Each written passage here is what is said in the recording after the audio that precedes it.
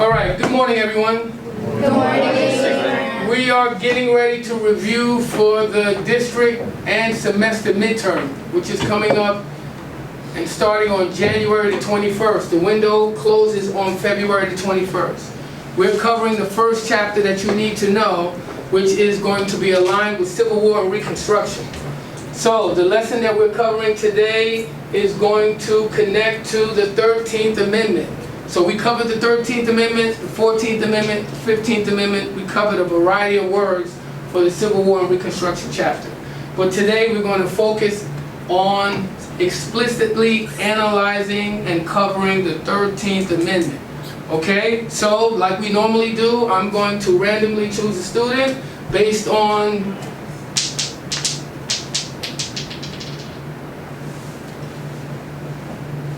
You're up, sir. Analyze the text and intent of the 13th Amendment, evaluate its immediate effects and challenges during Reconstruction, synthesize the legacy of the 13th Amendment through collaborative work and presentations. Excellent job, Diego. Excellent job. Okay, covering the information, we are going to analyze first a documentary that is explicitly discussing and covering implications of the 13th Amendment inside of the United States of America.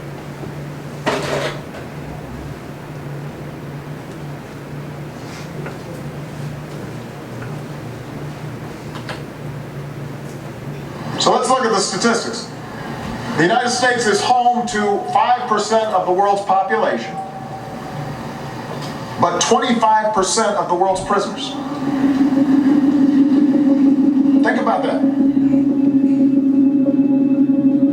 A little country with 5% of the world's population having 25% of the world's prisoners, one out of four human beings with their hands on bars, shackled, in the world are locked up here in the land of the free.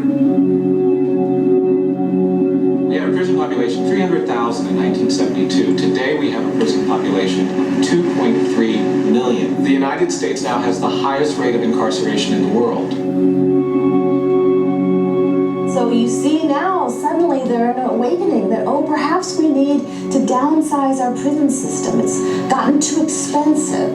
It's gotten out of hand. But the very folks who often express so much concern about the cost and the expanse of the system are often very unwilling to talk in any serious way about remedying the harm that has been done. History is not just stuff that happens by accident. We are the products of the history that our ancestors chose, if we're white. If we are black, we are products of the history that our ancestors most likely did not choose. Yet here we all are together, the products of that set of choices, and we have to understand that in order to escape from it.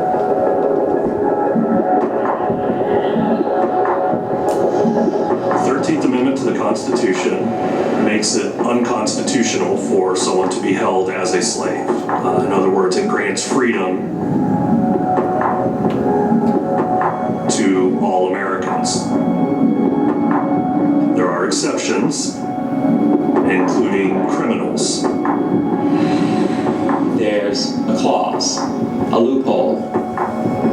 If you have that embedded in the structure, in this constitutional language, then it's there to be used as a tool for whichever purposes one wants to use it.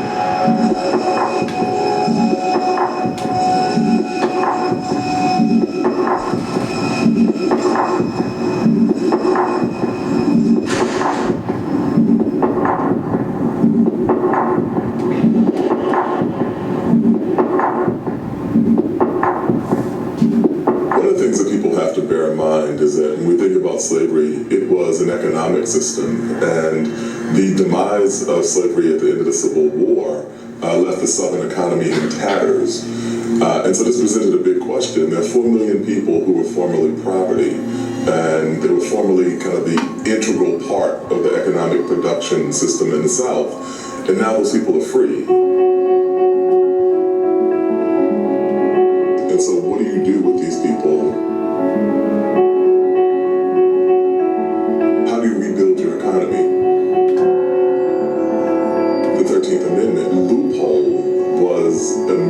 After the Civil War, African were arrested en masse. It was our nation's first prison boom. You were basically a slave again. The 13th Amendment says that, hey, except for criminals, everybody else is free. Well, now if you're criminalized, that doesn't apply to you. They were arrested for extremely minor crimes like loitering or vagrancy. And they had to provide labor to rebuild the economy of the South after the Civil War. All the world's prisoners? That's where we're stopping. Okay, that is our first analysis. The second analysis that I want us to cover is going to be connected to this in the modern era. We have some major breaking news out of Alabama. Alabama is actively profiting off of prisoners who work at McDonald's, but deems them to be too dangerous to receive parole. Folks, this is one of the craziest stories you'll hear all day. The Associated Press conducted a massive investigation into the for-profit industry in Alabama. And no state contracts prisoners out to companies more so than Alabama. And since 2018, more than 10,000 prisoners have logged more than 17 million work hours outside of Alabama's prisons. And if they refuse to do so, they could face possible punishment, like being denied family visits, to be sent to higher security prisons even. They make $7.25 an hour, the minimum wage, but the state siphons 40% of it. The state takes $15 a month for laundry to wash the clothing of these employees, these prisoners who they're forcing to work. $5 a day for rides to and from the jobs from the prisons. And if you turn down work, guess what? You jeopardize your chance at parole. And all that time, guess what Alabama says to its prisoners? You're too dangerous to get parole. But they're not too dangerous to work at a McDonald's or to work at a General Motors, for example. So crazy. I encourage you to go on Associated Press, read the full results of this investigation, comment below your thoughts, spread the word, and follow on for all the news you need to know about. All right, so before we begin, someone from the Exodusters, please read the objective of today, number 1. Analyze the text and the intent of the 13th Amendment. Number 2, someone from the Senators, read number 2. Evaluate its immediate effects and challenges during the era of Reconstruction. And last but not least, someone from the Abolitionists, read number 3. Synthesize the legacy of the 13th Amendment through collaborative work and presentations to refine the skill of contextualization, which connects to the ability to accurately explain how a historical event, policy, or source fits into a broader historical concept on the regional, national, or global level. Excellent job. Okay, once again, I'm getting ready to drop the dice, but I am going to explain how our actual class is going to work today. We are going to utilize this song. When you hear this song, we are going to move. We have 3 minutes and 30 seconds for questions. So we covered the historical connection to this particular song, Rebellion. And today what I'm going to do is I'm going to set the clock at 3 minutes and 30 seconds. Okay? Group number 1. Based on the question that we are covering today, we have collaborative groups working together. Right here we have the Exodusters, Kansas a bus. Here we have the Senators. And here we have Abolitionists. I'm going to give you guys a couple of seconds to analyze the questions that are presented. The questions are also on the document that you have that you're going to write on. I'm going to set the clock at 3 minutes and 30 seconds and begin.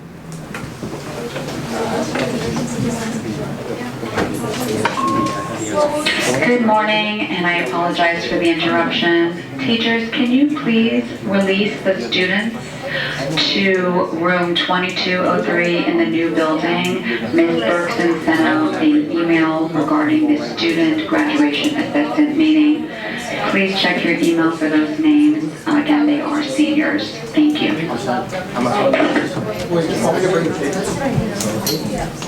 don't do this. I don't do this. No. Yes, I know. I'm not saying. I gotta go right. Now let's go.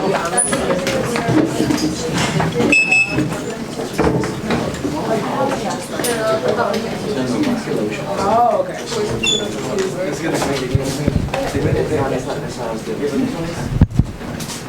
Can we get another marker, please? No problem, sir. I got you. That one doesn't work. I want the box. No. That's good.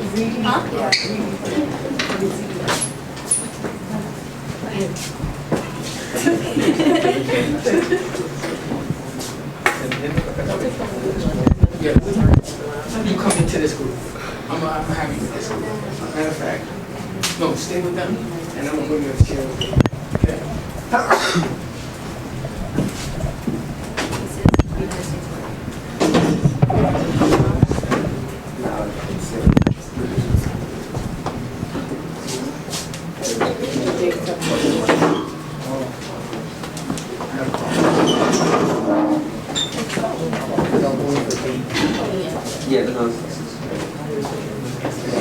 2 minutes, 23 seconds. 2 minutes, 23 seconds.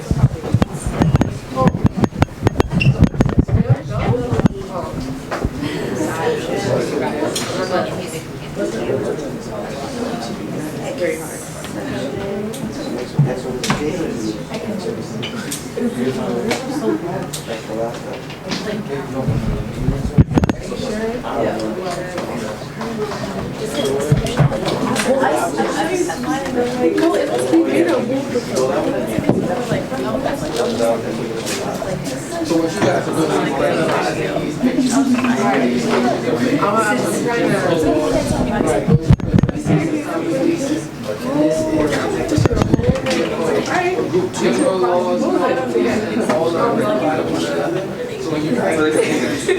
I feel like the boys we are. Yeah, that's yeah, I tried out first. She was like, no, it's up to me. After like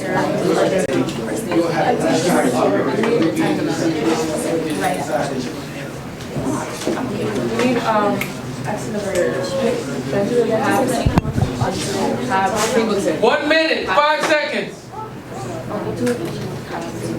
I'm an Exodus student.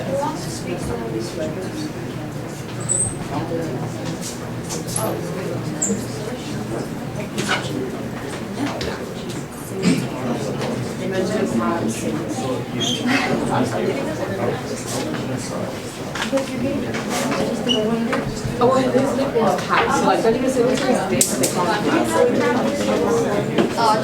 30 seconds. Yeah, you know how people say boys and girls hot?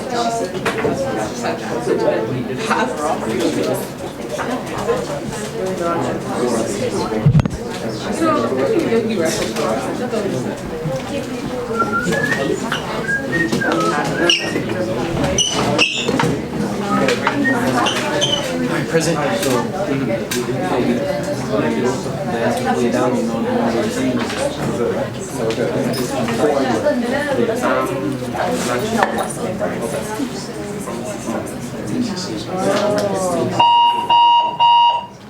Excellent. Dropping it out. Exodus, somebody stand up and explain what's on your screen. My name is Benjamin Pap Singleton. I'm an extradustin who fled to the state of Kansas, and the 13th Amendment promises that citizens of the United States could not be enslaved with the exception of prisoners. Excellent job. 2 senators. I am Blanche K. Bruce, a senator from the second African American senator from the state of Mississippi. And after the 13th Amendment passed, African Americans face a lot of challenges, like easily imprisoned to be held slaves again for really small crimes. They were also facing a lack of jobs and education, and they were facing extreme poverty and extreme violence from groups like the Ku Klux Klan. Good job. Excellent job. Number 3, abolitionists.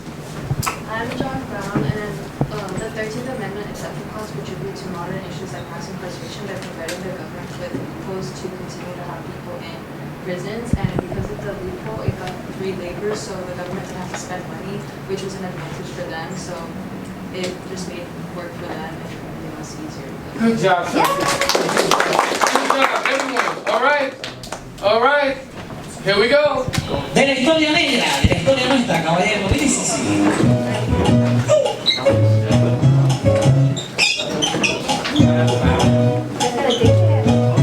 Got 1 minute, 1 minute.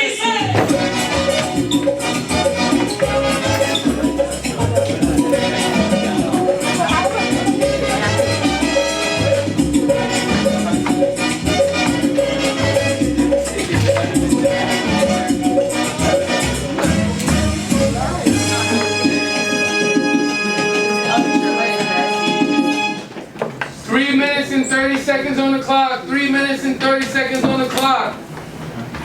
Here we go. Wait, where did they travel to? Wait, the other group.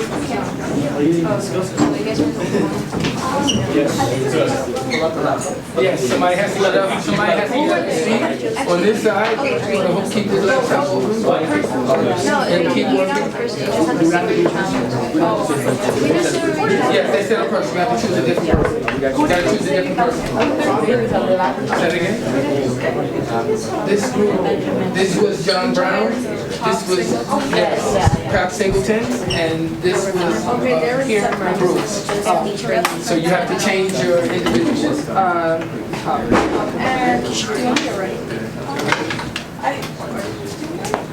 Yeah, this laptop. Normally when we do our lessons, actually because of this laptop charges so much, so on this group right here, make sure that you guys are discussing The 13th Amendment promises no person shall be forced into slavery unless they are yours. yeah, and then after that, You want to speak this one? Yeah, I just need the person and the rest.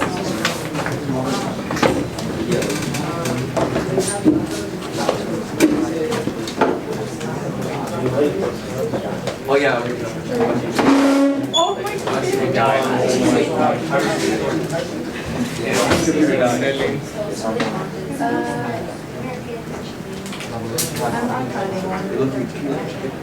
We can say Henry Adams. They can also they have a lot of thoughts.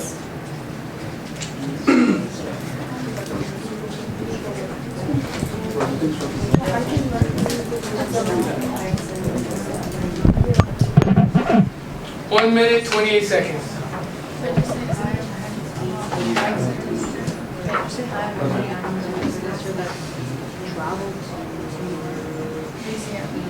No, he's from Louisiana. Oh, so trauma.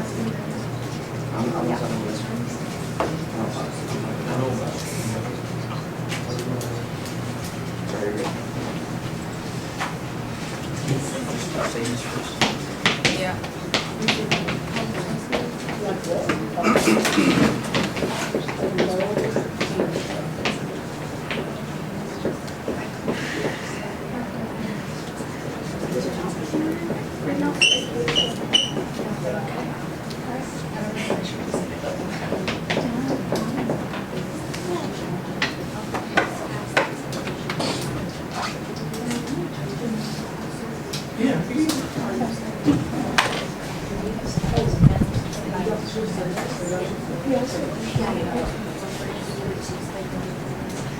Because he and Pop Singleton, they both were leading the expeditions to go. So he was like the other guy.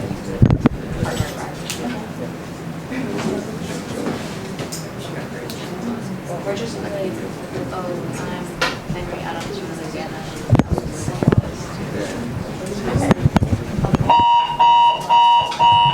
Perfect time. I'll give you 10 more seconds if you're still ready. Oh, yeah.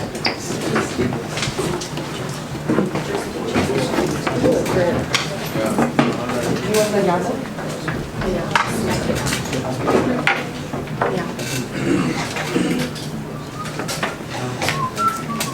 Okay, in no particular order. Let's go with abolitionists, starting this time. 13th Amendment exception clause led to First, who are you? I don't know who you are, sir. Harry Beecher Stowe. Okay, ma'am, I'm sorry. Sorry. The 13th Amendment exception clause led to modern issues like mass incarcerations by exploiting prisoners for little to no pay at all. And it's a system that encourages targeting African Americans because they have been a group that have been discriminated since the founding of America. Good job, excellent job. Exodusters. Hello, I'm an Exoduster. What state are you headed to? Kansas. Kansas? And the 13th Amendment promised no person should be forced into slavery unless they were in prison. Good job. That is based on the law. And last but not least, senators, let me hear the gavel. Let me hear the gavel. Attention! Anyway, so we are two senators from South Carolina. I am Joseph H. Rainey. And I'm Robert B. Elliott. And basically a lot of the challenges that the African Americans faced after the 13th Amendment was passed was a lot of segregation and a lot of loss for job opportunities. They were also imprisoned for minor crimes and faced extreme poverty and violence from other groups. Good job. Good job. All right. Get ready to move. Get ready to move. Get ready to move. En los años 1600, cuando el tirano mandó las calles de Cartagena, aquella historia vivió. David llega la Cristo, africano, seis cadenas, pesaban mi tierra, esclavitud perpetua.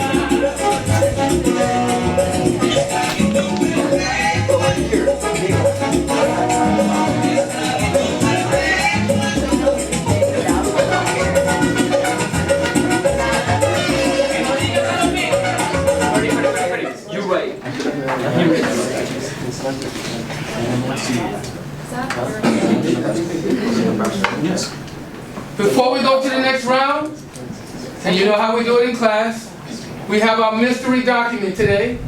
If you are able to determine who this gentleman is, today we're going to up the stakes.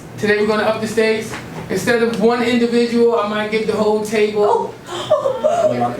Okay. A on the next quiz. I'm going to give you 10 seconds. But here's, 10 seconds. I want you to listen intently.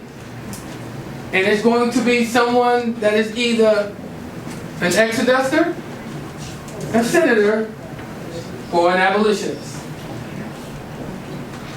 Based on what you studied, based on the review, we are in the midst of an exciting canvas. I am working very hard in politics as well as in other matters. We are determined that Mississippi shall be settled on a basis of justice and political and legal equality. You have 10 seconds to discuss this amongst each other. I think we got it. You think you have it? John Brown? John Brown is incorrect. They are excluded. We have two groups. 10 seconds still on the table. Henry Clay, this group is excluded. We have one group. We have one group. Exactly. 10 seconds. 10 seconds is... 10 seconds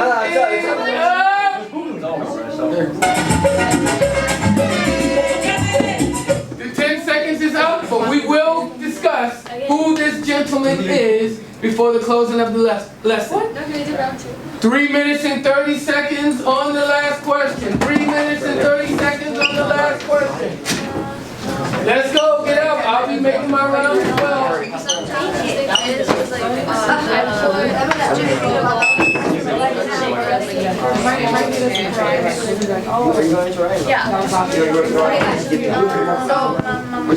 How has the 13th Amendment contributed to modern issues? Maybe we'll go back to the question. Oh, go back to the question, sir? Well, Again, like ideas provided like some able to just incarcerate everybody so they can have African Americans people Could be. We could also add the labor laws and make fortified land, enforcers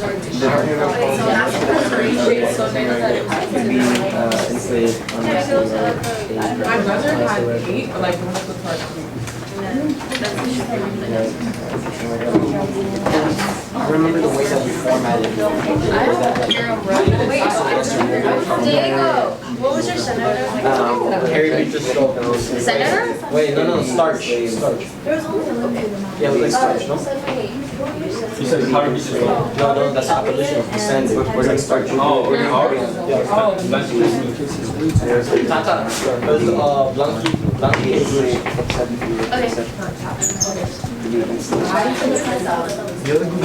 I remember ours was like, but I thought ours was like, from Missouri. No, that wasn't, I'm sorry, that wasn't the timer, that was my phone. 1 minute, 47 seconds, 1 minute, 47 seconds. 1 minute, 47 seconds. 1 minute, 47 seconds.